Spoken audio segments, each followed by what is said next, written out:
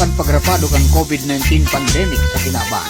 Asin sa paglangkaw kan level of stress and discontent ka mga Domingguenos, minakarhay kan lokal na gobyerno kan Santo Domingo na ilawos ko niya na taon ang selebrasyon kan ika-19 taon kan Sarung Banggi Festival bilang pag-onra sa kompositor kan immortal na kantang Sarung Banggi na si Potenciano Lolo Poten Gregorio, tanganing maski puro paano magtaoning kaugmaan asin mabawasan ang kaaditan ka mga residentes.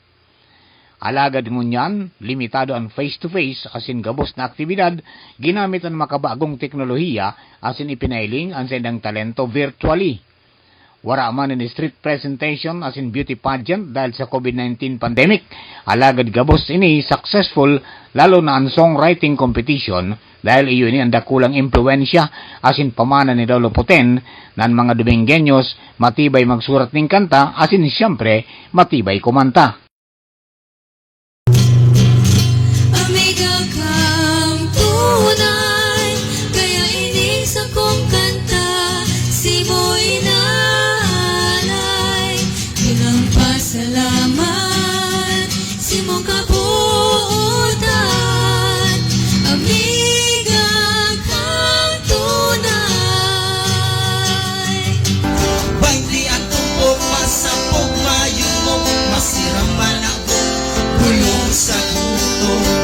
Duma, duma, duma, duma, duma, duma, duma, duma, duma, duma, duma, duma, duma, duma, duma ka mo dyan.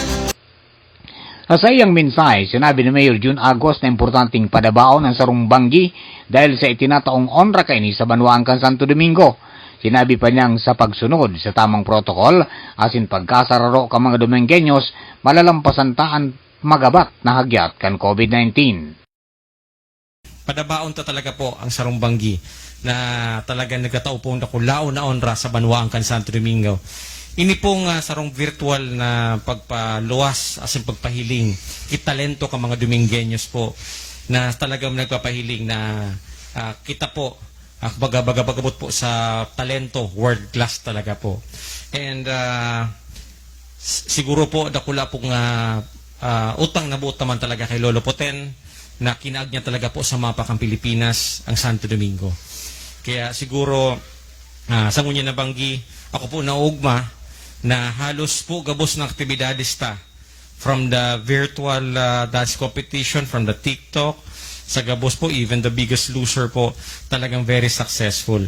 And pigiling-hiling ko po kung talaga ding pandemic ini, more than po ang festivity ta po ngunya na May. But unfortunately po, ini po nga pandemya ang talagang medyo nag-uulang sa tuya. Pero po, sabi ko nga ni po kang sa kuyang tinaram kasuhapon sa replaying na ini pong Sarung Banggi Festival, gusto ko po maging mensahe.